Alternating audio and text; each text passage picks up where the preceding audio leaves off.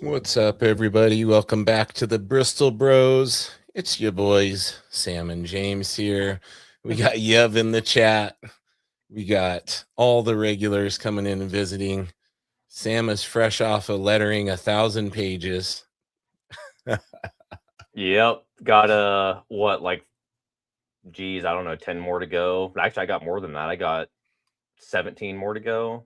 Now, is this counting like projects that aren't even solicited yet? Like, I know you said you had a second print you were working on, and then you got the other Kickstarter that we're going to announce on here coming up. And Yeah, no, not so much. Yeah, this is purely just for White Line. okay. The other projects that I'm working on are kind of still just slow moving in terms of what we have. I have going to be meeting with good old Squid Marks probably Nice. within the next couple of weeks. He's busy. I think he's getting his master degree, and so he's graduating Oh in the yeah, next he's been week or posting two. up all that project that he did. Yeah, so he's finally going to be done with school. So once he's done with school, we're going to be able to like jump into what me and him are going to be working on together and Nice. get the wheels spinning on that. Yeah, but dude, it's going to be insane actually. No shortage of things going on for you. And we got our buddy Tristan in here. Says he's been digging the Kirby bootlegs, homie.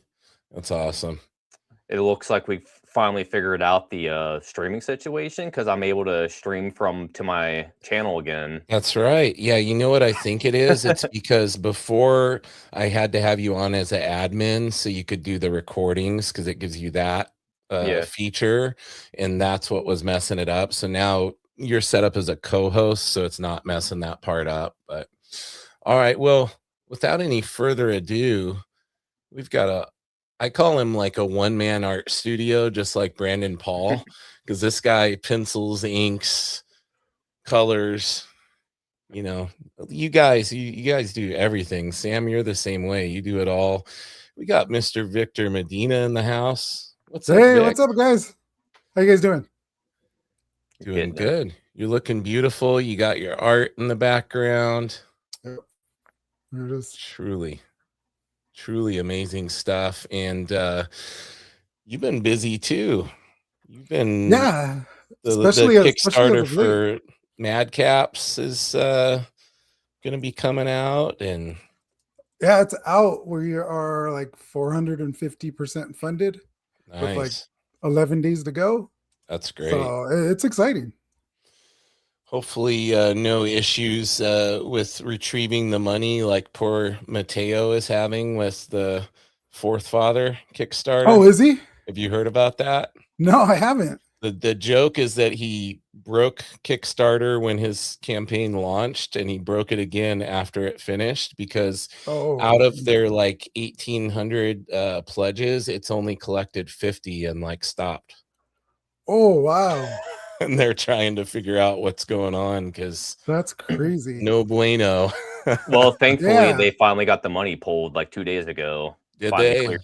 Yeah. Okay, good. So all of them processed? I was one of them that was like sitting by like, why hasn't my money got pulled out yet? I didn't really say anything to them about it because obviously they were posting that they were having issues. See, but that shows you I'm behind on watching the podcast because the one I was watching it today, but it was probably from a couple days ago because they were still saying they were worried and didn't want to, figure they have an insider at Kickstarter they were talking to. And well, I'm glad to hear that finally processed. So sounds like yours is cranking along. You and Ray Jameson, Ray the DM.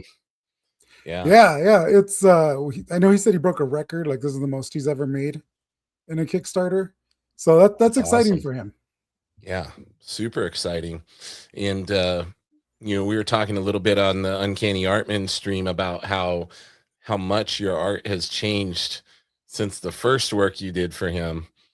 Yeah, it's issue number 2 was my first ever sequential book that I'll say that's saw print because I've done them before, but just I've never seen them.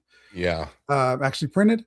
And seeing number 2 to number 3, I'm like, oh man, like it's one of those that's rough to look at. That's hard already from 2 to 3, but I'm really happy with 3 because like right before I came on with you guys, like the first show Mm-hmm.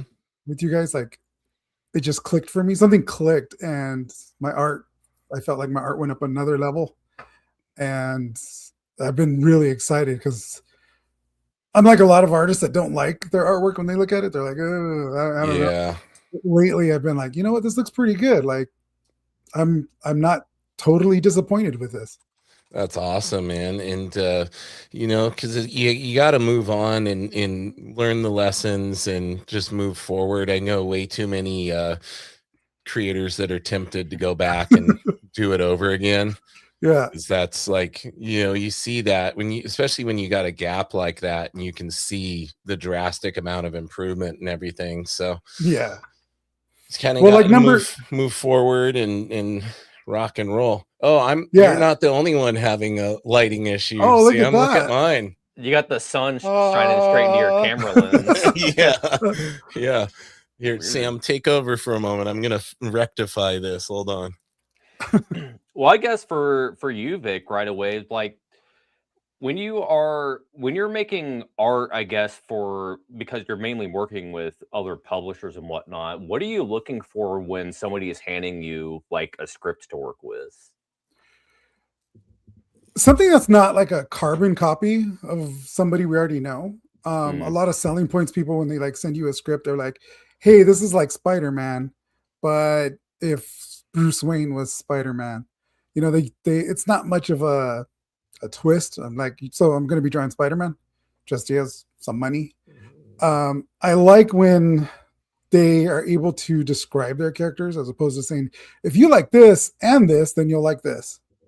You know, I always get those. One book I was going to work on, they're like, well, if you like Supernatural and Buffy, I was like, yeah, I do, but you know, if that's what you're doing, you're just making like a carbon copy of it, then it's not going to be fun because I'm going to want to draw those characters. But like with Madcaps, I never had done fantasy. Everything was always zombies and stuff like that. And well, there is some zombies in the book.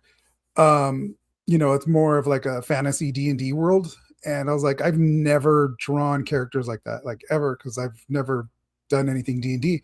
So I was like, yeah, this sounds fun. This is like something I can really get a hold of. None of the characters look like anybody I've ever drawn before or have seen.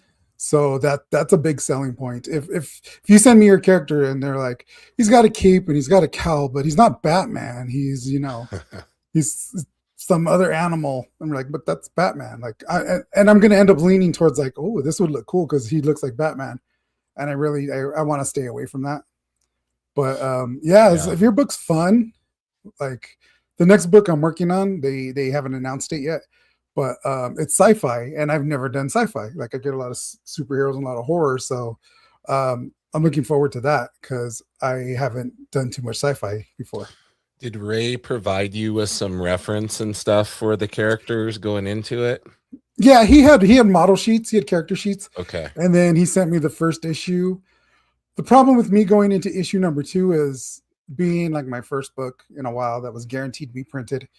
I kind of wanted to keep the feel of the first book instead of being like, let me make this mine. Yeah.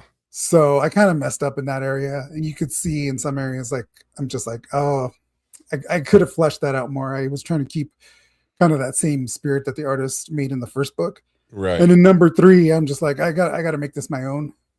And you'll see when you get issue 3, like there's a panel in there where it just clicked for me, and you could tell like, okay, like he's making this his own, and he's running away with it right now.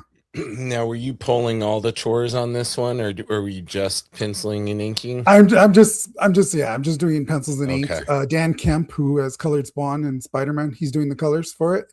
Cool. So that's pretty exciting because like he's somebody I followed before. Yeah. Before I started coloring, so now he's coloring me. So that's really cool. Yeah, that has to be pretty surreal, getting to work with some people that have been in the big time, so to speak. Yeah, especially when it's like people that you used to have like reference pictures for. You know, they colored this. He colored I can't remember the number which issue of Spider-Man, but I had it in my coloring reference. and I would look for it all the time when I was coloring Spider-Man or just like a really moody scene, and then like to find out like he's coloring me. It was really cool, and it actually took me a while to realize that it was the same Dan Kemp, because they told me, "Oh, Dan Kemp's coloring." I was like, "Oh, cool, that guy's cool. I like that guy. I've talked to him, like I've chatted with him online before." And then we were doing a live when we were launching the book #2, and they were like, well, you know, he did Spider-Man and Spawn, and I'm sitting there going, "Oh, damn, that's that guy." So it was pretty embarrassing that it clicked then. Yeah. Yeah. Yeah. Yeah. That's how did Ray get connected with him? He must have just reached out to him on IG. Yeah, I know he just reached out to you and, you know, liked your work and everything. And that's what because I recorded with him. It hasn't released yet, but we got into a little bit of the backstory of how he met you and everything. And so he must have just done the same thing with Dan. And yeah, I think he was a fan. They have a good friendship now. Like they built a pretty good friendship. And but I think that's all he did. He was just like, "Hey, I got a book coming out. You know, what's your rate to color it?" And he was such a big fan of like Spawn and his colors that he could have said any price and Ray was going to pay him. We try to do that with getting guests on here, but we don't have the, "Hey, here's what we'll pay you" part down. I mean, maybe that's why so many aren't getting back to us, Sam. Right? "Hey, what's your rate to come on our live show?" Yeah. I was like, "I'll pay you guys." We almost ran into that once. Oh, true. Yeah. This is true. So with this sci-fi, you said there's a sci-fi one you're going to be working on. I'm sure you can't really talk I can't about really it, but... I can't really say too much. I colored his book. He wants to he wants to have all the issues done before he releases, so that way they can come out on schedule. But the artist does I want to say character models or something like that, and he was already contracted to something else. So I colored the issue #2, and he's just going to wait to release them till he gets them all done. But in the meantime, he asked me if I wanted to draw and color the book he's doing right now. And I was like, yeah, that sounds good. Like, I don't really have nothing going on right now. Like, I'm pretty free. Yeah. But the moment I said that, that's when everything was like, here's this that you already signed on to all coming in at once. But that's what you were talking about before. It kind of all kicked off at once for you. Yeah, I signed with him. Like I'd already signed with Mad Cave, but with Mad Cave, I was originally supposed to be like on Phantom and then another book, and their license kept getting dropped, or they kept telling them no, like they're not going to move forward with that project. So I was just in waiting. So I was taking projects in the meantime, and then all of a sudden they're like, "Okay, here's the book, and we need it like in this many days." And I'm like, "Oh man, I'm already working on this that I have to get done." Yeah. So it was a stressful time, especially when you're going from like drawing to coloring. Like you have to be switching back and forth. I usually like to knock everything out, do one thing. But learning experience. Like now I know I can handle that in the future. Yeah, that's great. Yeah, we got a fun comment here.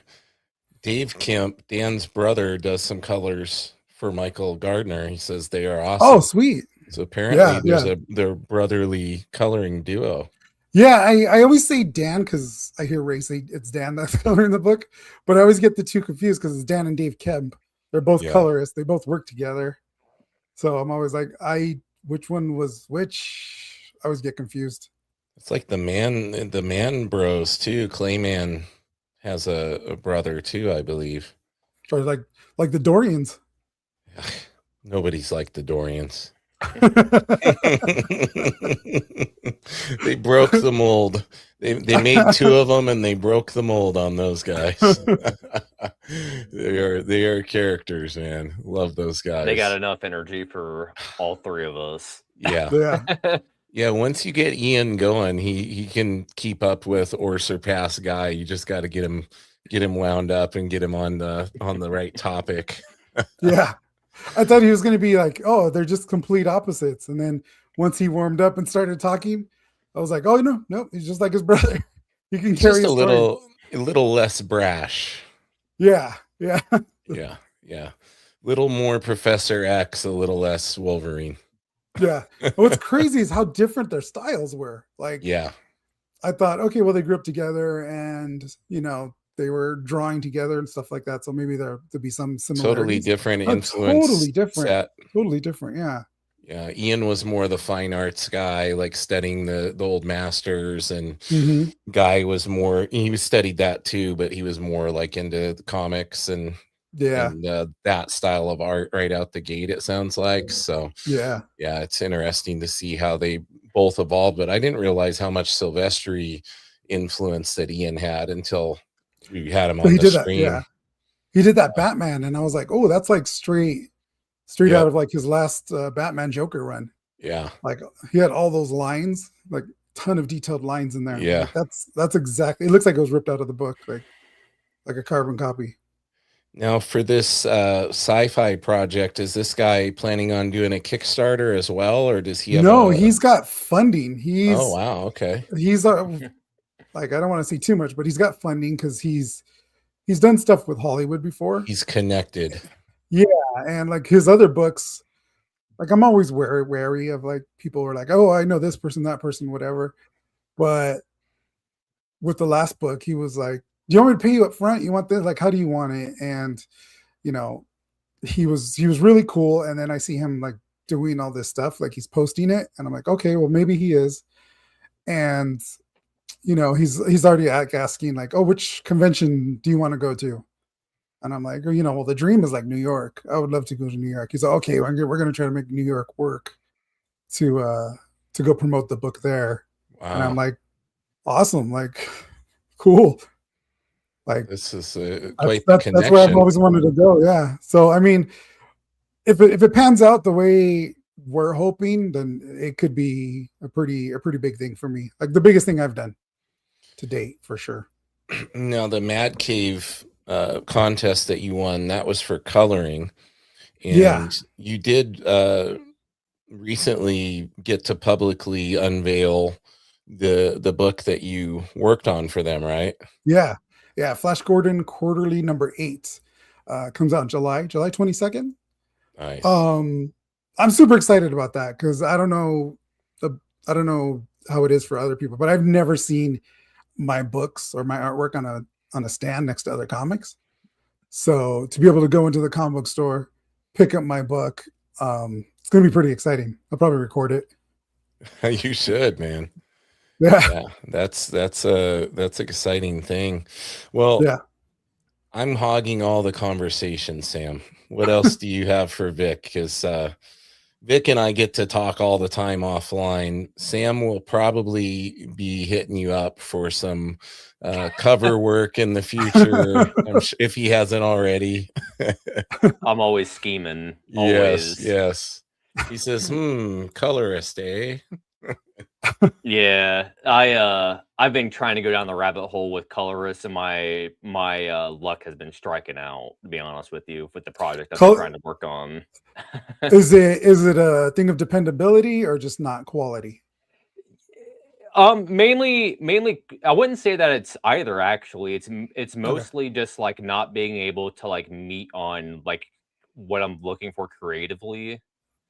It's because like I'm looking for like more old school style of like coloring. Think like 90s, like 80s, maybe even like late 80s, early 90s, like Dark Horse, like marker coloring, like in The Mask, for example. Like that style of like coloring. That's kind of like what I was looking for. And it's like nobody understands like what I mean by that. And I just get all sorts of weird shit turned to me. They're wanting to do all the cuts and gradients and everything. Lots of highlights. I'm like, no, like I'm like vintage like comics here, people. I'm talking, 40, 30 years back now, pre-digital. So it's just hard to get people to kind of align creatively with what I'm looking for. And that's like one of the like matte look. Yeah, and that's like one of the hard things with coloring is because it's such an undertaking for people to color your pages.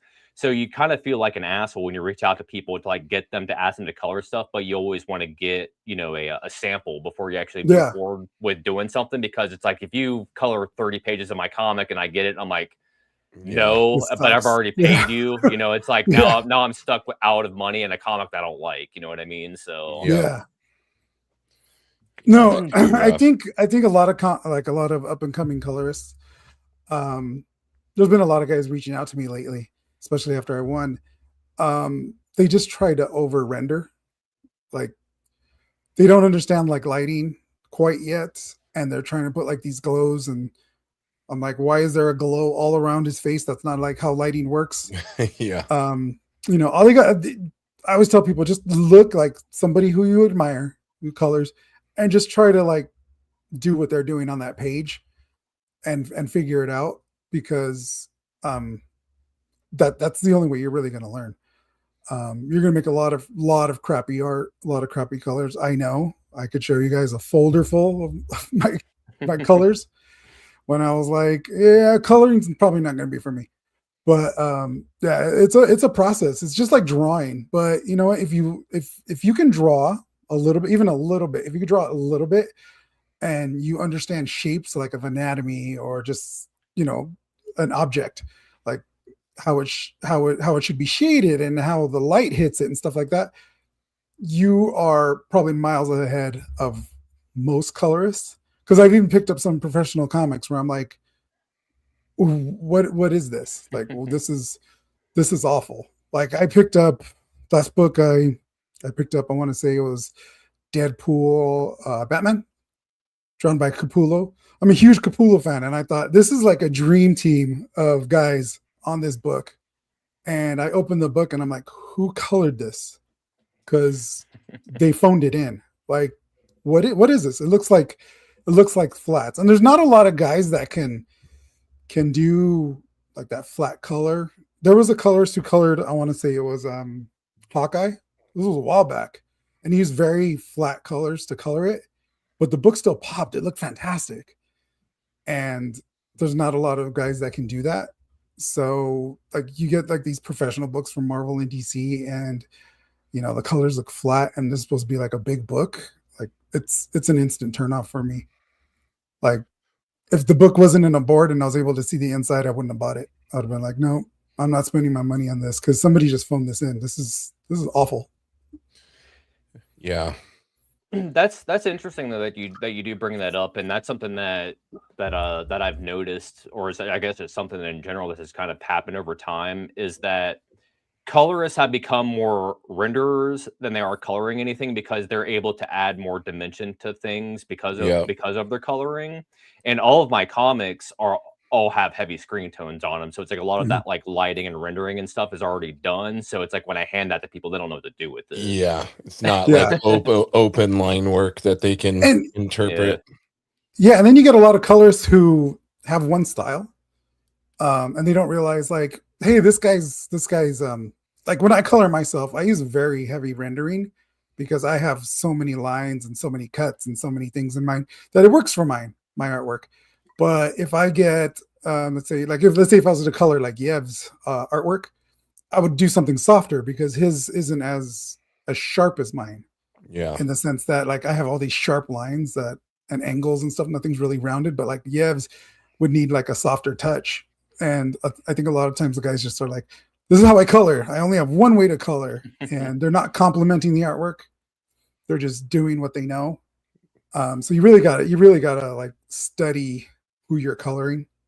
Like if I did a piece for, you guys know Coy Turnbull? Yes. Okay, so Coy, yeah, super cool guy, old school guy. He reached out to me and he was like, "Hey, I need this thing colored," and his line work, he doesn't ink it because his line work is so perfect that he just wanted me to color with his pencils. So I was like, what I do for me isn't going to work, and I had to just use like a soft brush instead of using a magic lasso tool, and it worked out great. Like they loved the book, they loved the cover. I have it around here somewhere, but it was a book called Dark Pink. Did huge numbers. It sold a lot, and I was just like, wow, this is insane. This is crazy. But yeah, anybody who wants to color out there, don't just color one style. Learn one and then try something else. I think Henry Angelus brings up a good point. He says colorists got a bunch of new tools and lost their fundamentals. He said so many books in the 90s and 2000s were ruined by digital colors.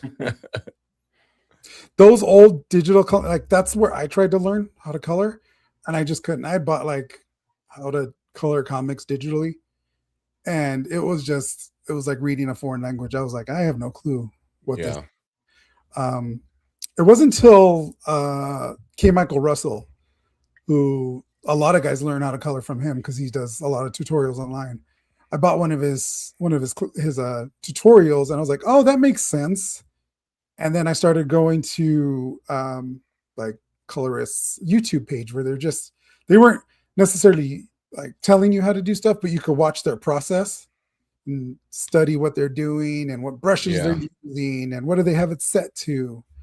And that's why I have the way I have my brushes set to like hard light when I color. A lot of times I tell people like, yeah, I just use 1 or 2 colors and that's it, because I'm not picking like 10 colors to color a face. I'm using like 1 color to base color, and then I just color his face, which makes another knockout. K. Michael Russell student. Brandon Paul says he went to the school of K. Michael Russell to color his own comics. Yeah, he's fantastic. I wish he was still doing videos, because I loved watching his stuff when he was teaching. Henry wants to know, do you do anything in traditional media, or is everything all digital for you these days? I am mostly digital nowadays, especially for professional work. I get it done a little faster, but you guys have seen, like I've shown you guys traditional work. Yeah. I kind of do that like as a hobby now. A couple sketch cards, a couple sketch covers, things like that. But because of my workload and I'm just faster digital, that's why I do it. But I still love doing traditional, and I still, I'll take out all the traditional tools that I have and knock out something real quick, just because sometimes you get tired of staring at a screen. Yeah. Especially when, you've been doing it for like 12 hours in a day. You're like, I can't look at a screen no more. Yeah. The only problem is then you go to traditional work and you're doing one of these, like, why can't I? Yeah. Why can't I? Zoom? Yeah. Where's my undo button? Yeah, but like I like doing, so I'll do my thumbnails like sometimes on an iPad, but if I have my pad of paper near me, I prefer doing thumbnails with a paper and pencil, because it just flows easier. I could get that nice flow. Same here. With the pencil. And then I just like either scan it in or take a picture, and then I go from there. Because there's just something about doing that traditionally that I miss. Even though I will do thumbnails digital sometimes, that traditional just feels better to me. You think this is this path you're on is strictly due to just getting in the groove of that workflow, and you have your process down to where you can make your deadlines and everything? If you kind of decided right now to, I'm going to go all traditional now, or do a hybrid process, it would kind of take you a while to get your legs underneath you? Probably not, because before I went all digital, I was still doing it kind of the same way. I had started doing like really loose pencils and then just going straight to ink, right, to tighten it up, because I was just like, this is taking too long. Like I'm doing this twice, because I'm doing all this crazy detail on the traditional piece. Then I got to go in and ink it. Like I know what my shapes are that I want. So I can go in and finish it off in ink, which works for me. But workflow wise, like I can knock out 3-4 pages in a day digitally, as opposed to, it's because, you know what? It's that I'm not afraid to make a mistake digitally. right. We don't really have that fear, because there's always Control Z. We just go back a couple of steps. Safety net. Because you can't you can't do that traditionally. So I'm a bit slower traditional, because I am being more mindful of making a mistake. But yeah, if honestly, so I went digital. I think I told you guys I went digital because like I had hurt myself, and my hand just wasn't as strong as it was before.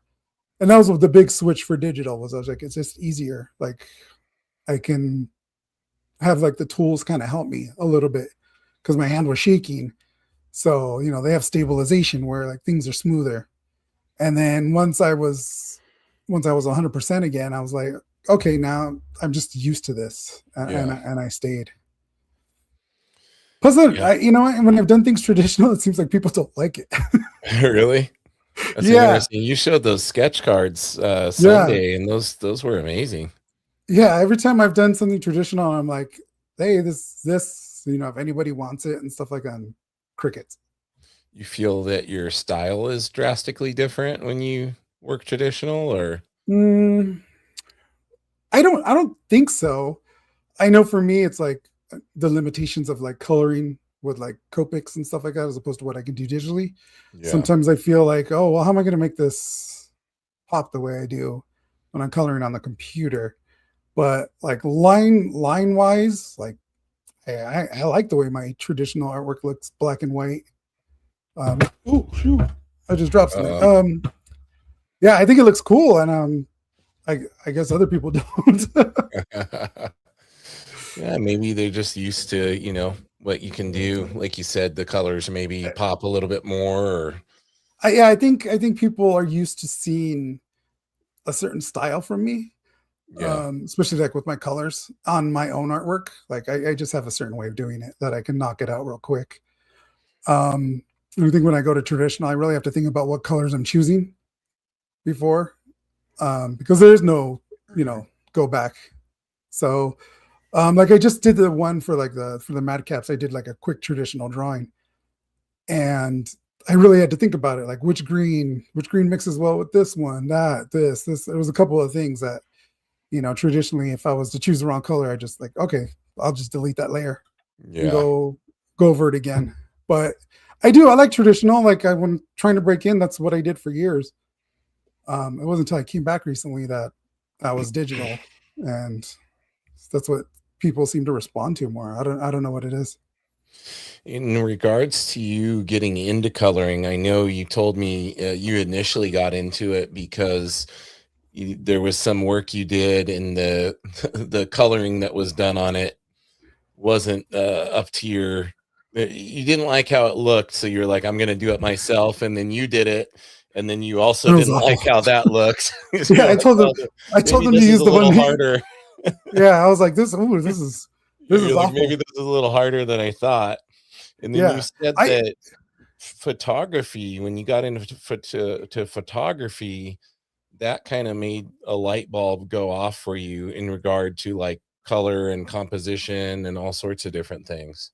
yeah. So when I'd gotten burnt out, personal things, life going on. We were taking care of family that was really sick, and I just stepped away from comics because I at the time, with everything going on, I wasn't like feeling the joy that I do now, because there's so much going on. And when I took up photography, um, that kind of scratched the creative itch.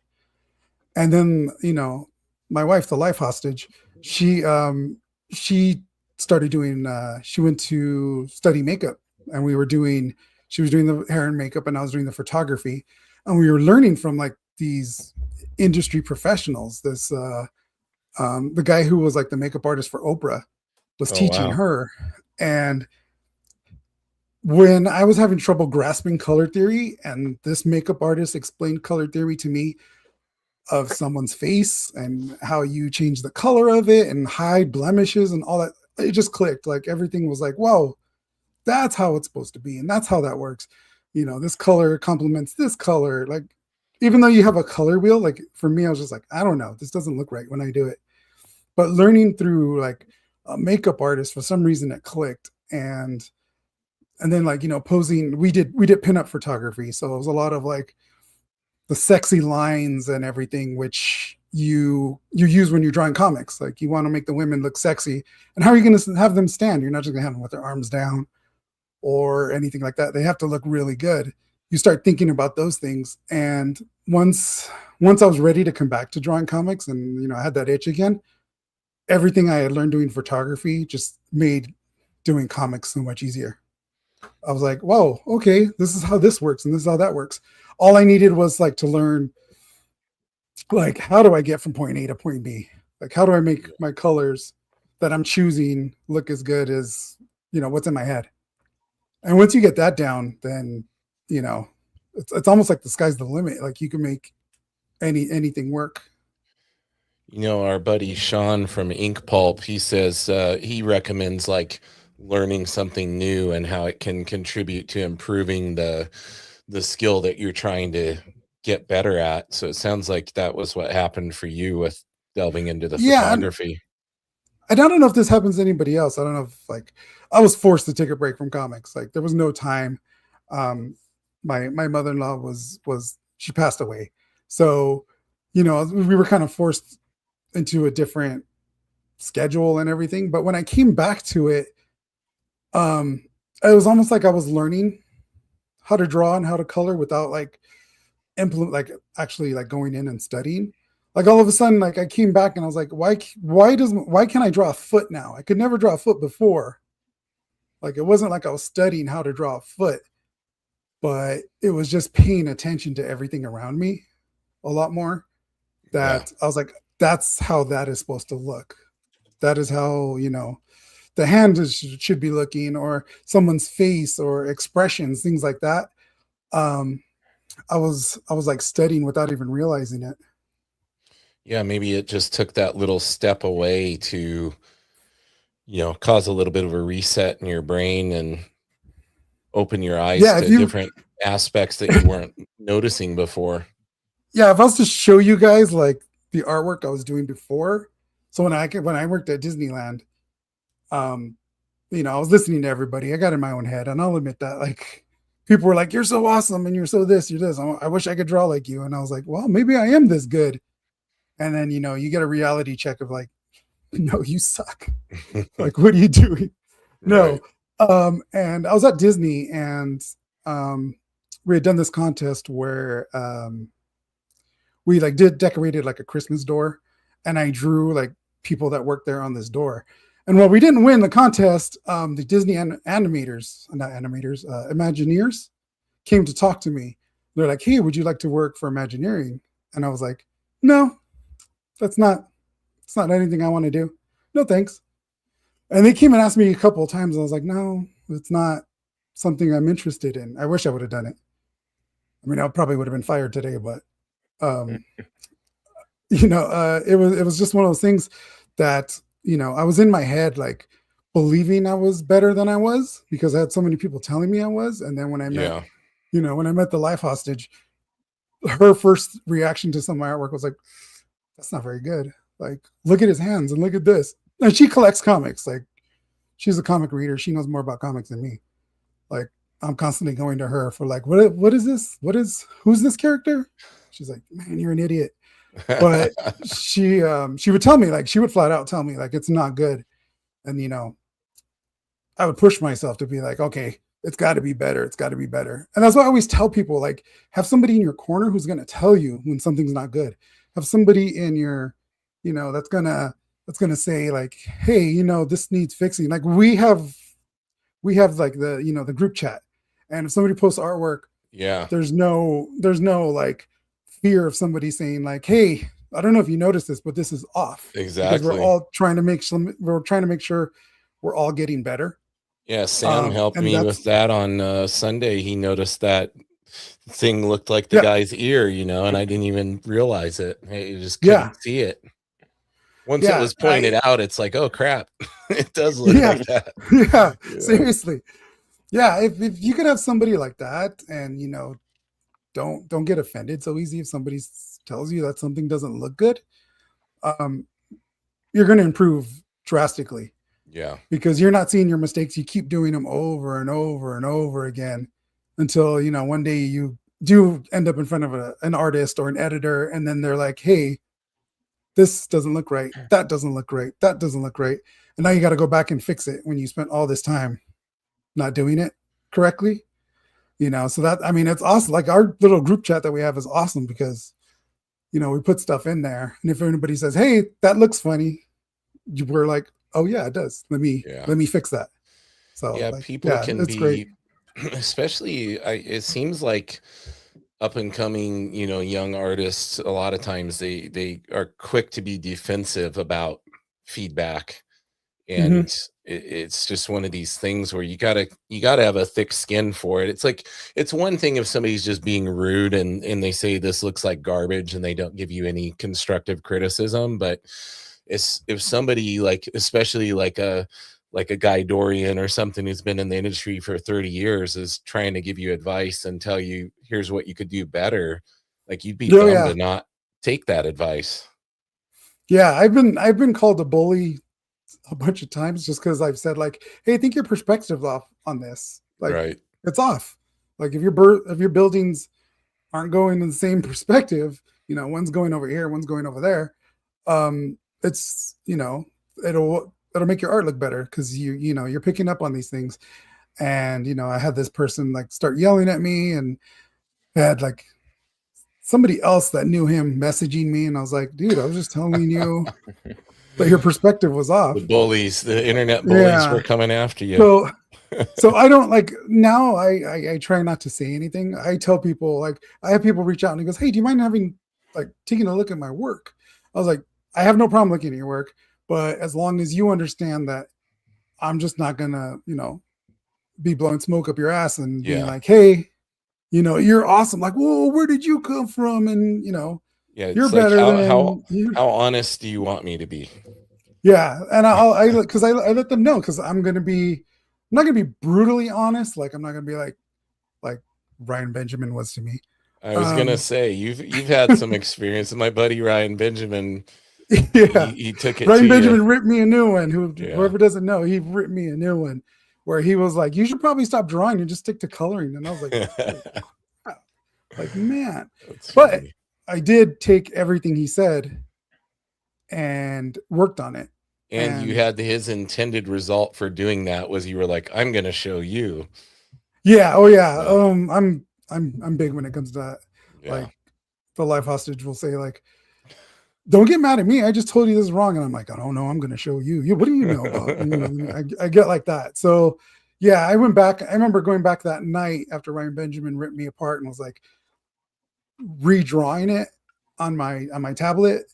And like trying to work. I mean, I wasn't going to show it to him, but I was just trying to work it out so that way I wouldn't forget what he told me. Yeah. Because it's great. Like, it really is. Like I've had Steve Oliff and Alex Sinclair be like, all you got to do is get in front of an editor and you're going to get hired.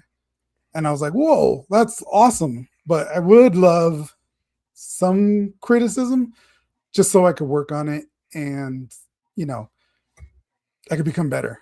Because I want to be where you guys are, and any little criticism you would give me would be great. And Alex Sinclair was like, "Yeah, we'll do this, do this and that. Let me give you a couple of things." And I worked on them. And if you see my colors from like 2 years ago to now, implementing what he was telling me, like there's sometimes I'm done with the colors. I was like, "Oh wow, I did that. Like that looks pretty good for me." Yeah, it's one of these things where you reach a certain level, it's going to get harder and harder for people to find things to nitpick. But, somebody like an Alex Sinclair or a Steve Olioff, Oli Optics, Mr. Oli Optics, the OG of digital coloring, like they can find stuff they're probably just used to having to kind of sugarcoat it for people. Steve Olioff was the first guy that I went to when I came back to my first convention. Like I had already done 2 days of walking the convention floor, being like super nervous about showing people my stuff and being like, I don't know, like I've never shown industry professionals my colors before, like ever. I've shown pencils because like in the 90s, like I was talking to CB Cebulski and he actually sent me a Spider-Man script and I just messed it up. It was awful.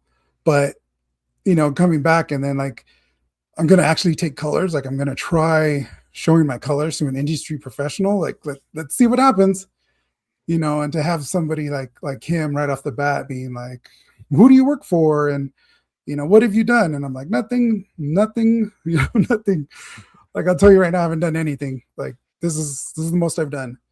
And, him giving me his card and being like, call me, stay in touch and stuff like that. It was just like, wow, like, maybe I can do this.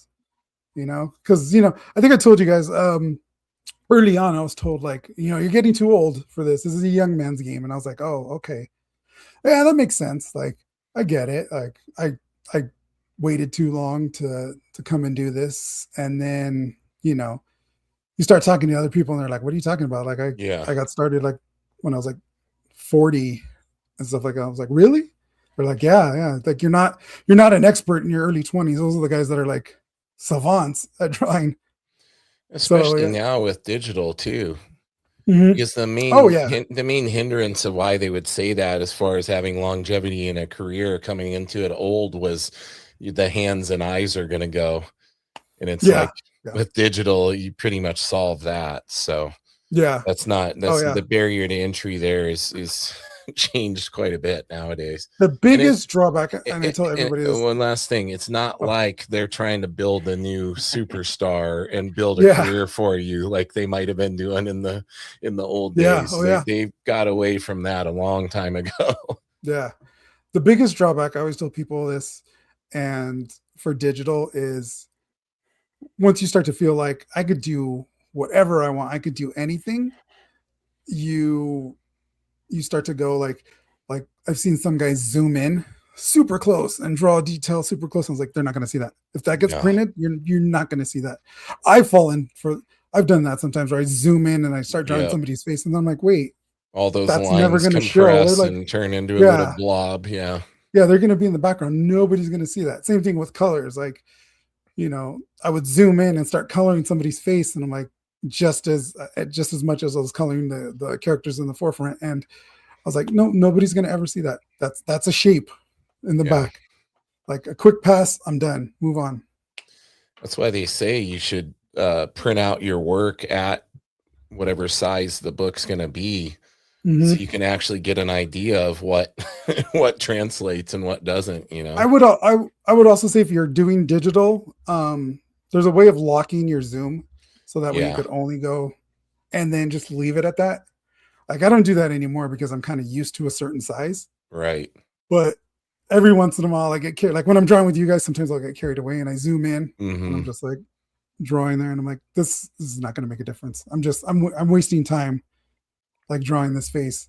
I got to keep up with John and Yev, who are drawing like crazy. Those guys are ridiculous. It's Yev's. They really are. It's just Yevgeny's world, and we're all living in it at this point. It's ridiculous. And then John, the speed master, like, you're fast, but then John's in there. He's like done with a whole piece by the time hour and a half in. Yeah, you put your head down like a little bit to draw, and then look up at John, and he's just like, "Oh, I moved on to this now." Or if he doesn't have it done, then like 30 minutes later in the group chat, he's posting the finished. yeah, exactly. Like, I finished it. He's like, "Hey guys, I colored it." I was like, "What?" Crazy stuff. Well, Sam, what do you got for Vic before we start winding it down here? I actually got a couple of things I've been writing down here. So a couple anecdotes here. So first thing with just kind of touching base with you on, I guess, just doing too much on a page that you're never going to see. I ran into that when I first started making comics, because I use a lot of like dry brushing techniques and whatnot. And this was something that I was scanning in my artwork, and I did not understand that when I was putting them, adjusting the levels on my page, that stuff was going away. And I'm like, why is it doing that? I don't understand. It's just because it's just not enough to actually show on the page. And that's just what it is at the end of the day. So then now I've kind of like sped up my page process, because I know I'm not going to waste my time putting this on there, because it's never going to show. And then in terms of feedback, I've also had really bad feedback in the past. And a couple of years ago, when I had first started getting into comics, I had reached out to somebody who's at like a lower to medium-sized level, I'll say. And I'm not even shitting you. The feedback that they gave to me was, I don't deal with amateurs. So it's like that's what you don't want to do, folks. That's sad. The biggest thing for feedback that I have for people, if you are looking for feedback, is look at your artwork and already point out what you can see, and then take that to somebody and then ask them how they would fix it. So it's like, for instance, like, like, hey, that my hands are messed up, or hey, like whatever, like the lighting on this page is jacked up, and I know that it is, and I can't figure out why that is. How would you do the lighting on this? Rather than asking them open-ended questions and then getting shut down with like, what's wrong with my page? Can you give me feedback on this? Because that's so vague. Yeah, you need to work on everything. Anybody can tell you your anatomy's bad. It's like, well, no shit, but how do I fix it? You know what I mean? It's like, that's what you need to get to. And then I guess my other thing is that I studied underneath Jake Parker and Sean Crystal at SVA and Oh, nice. or at SBS, and they one of the things that Jake always talked about is because you guys were talking about going back and making changes on things that you had seen after the fact, and that's something that Jake always would tell you that's okay because comics are fluid until you send them to the printer.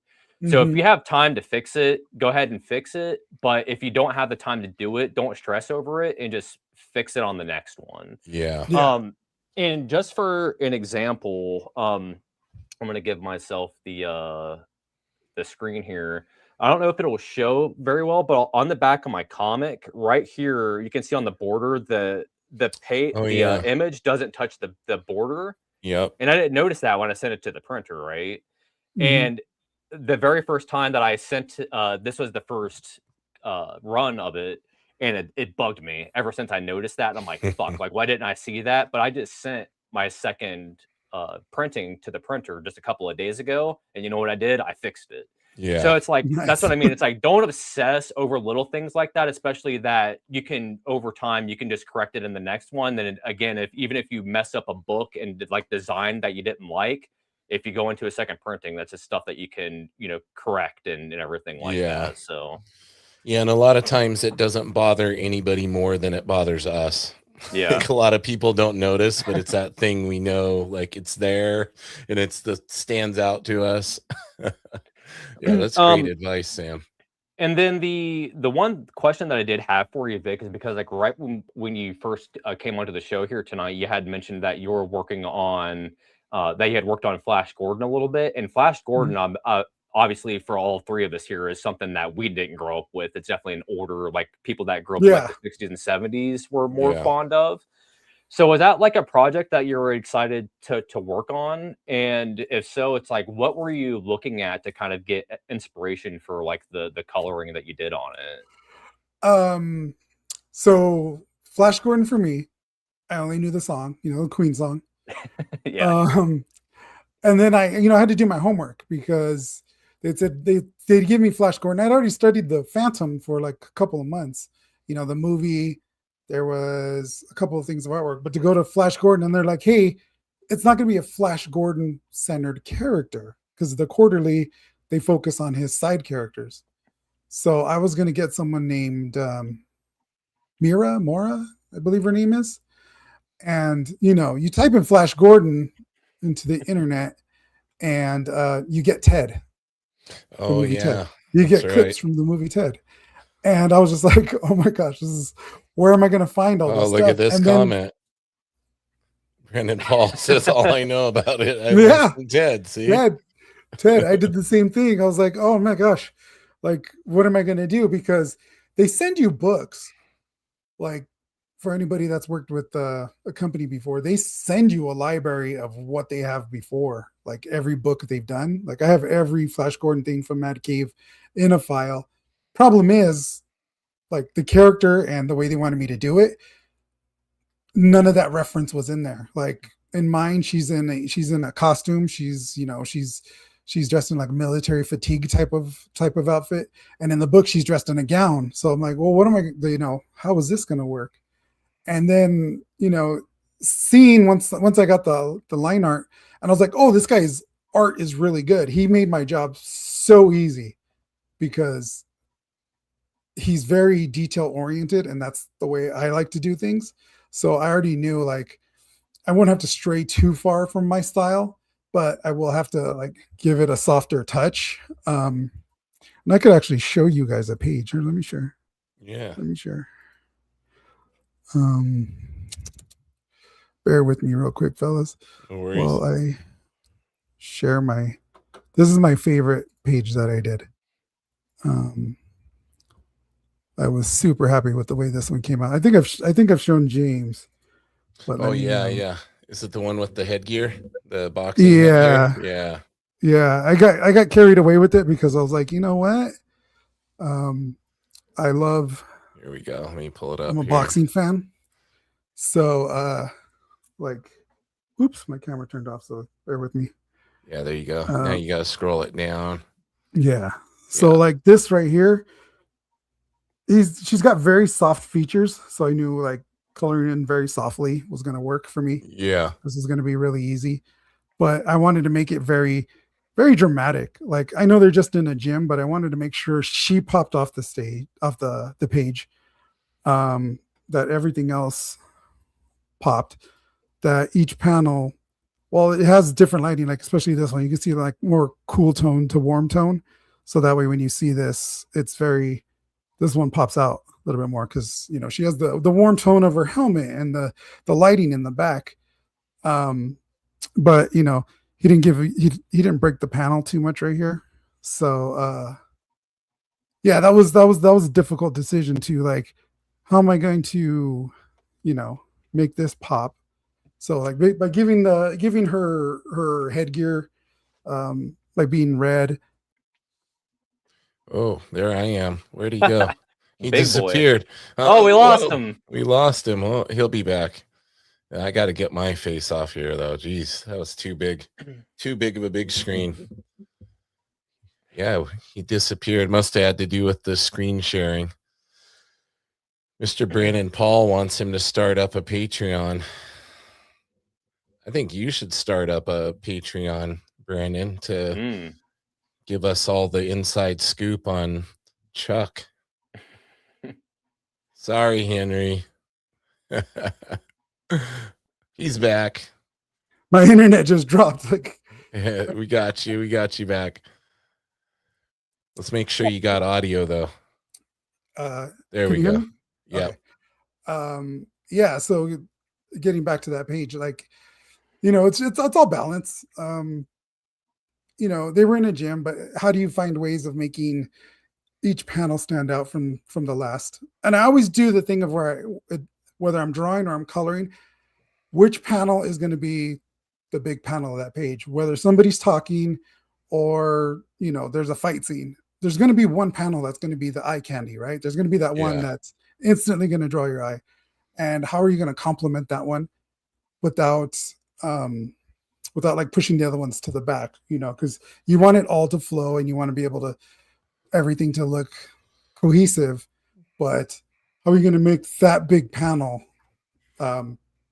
just beautiful? And that was the biggest like learning experience from that. There's panels in there that I can't show yet. There's a splash page that I'd love to show. Yeah. But at that, when you get notes, when you do your first colors for a company, and there's like maybe one or two notes, and then you're talking to somebody else who I talked to the second place winner. Awesome colorist. Her name is Jackie Galatz. She was getting like notes all the time, like change this, change that, change this, change that. And then, she'd ask me like, are they giving you all these changes? I was like, no, I haven't. So like, that felt good to be like, oh man, I made the right choices on color and they For like sure. them. The little changes they wanted were like, hey, her logo is not this color. I'm like, oh, okay. This person's supposed to be green too. And I'm like, okay. I got some nice compliments at the point you cut out. Brandon says your colors are killer. If you ever decide to start up a Patreon to share your coloring knowledge, I'm sure you'll have lots of eager students lined up to learn. Well, I will say this. First, thank you so much. I appreciate it. I don't not in like 2-3 weeks. I'm going to be doing a free coloring online. That's not going to be live. I'm going to pick people. That way I could teach them online how to color, and I could have hands-on as opposed to, having to stop to answer questions online, things like that. I'm going to be sending out a flatted page ready to be colored. And then I think it's going to be like 6 people that whoever signs up first. Oh, cool. Teach them how to color. On your IG?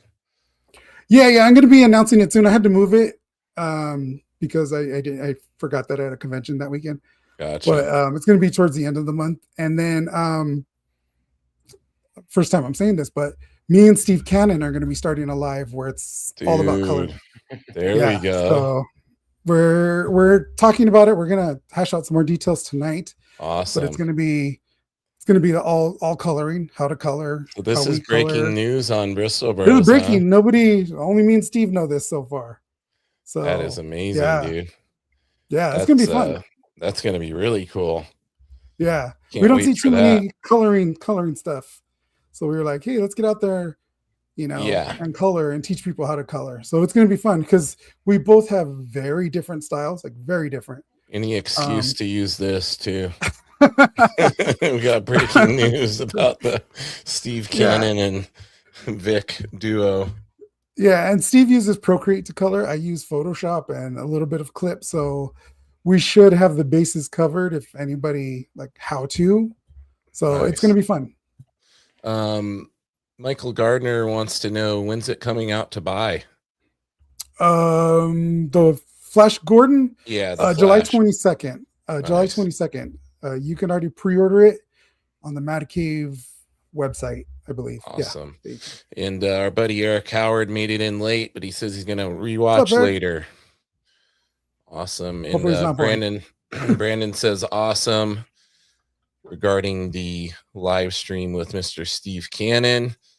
We are over an hour, gentlemen. I think it's a good point to wrap up.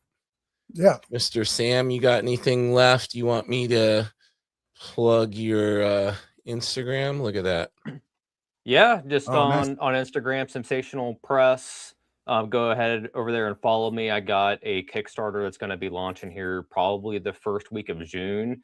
I'm currently in the lettering phase of that comic. I already have 11 pages done and just a handful more to go. Like in previous Kickstarters, I will have the book 100% done before the campaign even launches. So that way, when it's done, I can send it to the printer and you guys have it in your hands within a couple of weeks of the campaign ending. So you're not sitting around for 6 months waiting for your book. And lots of previews over on your Patreon that people can get an inside look and everything. So make sure you hit up Sam's Patreon.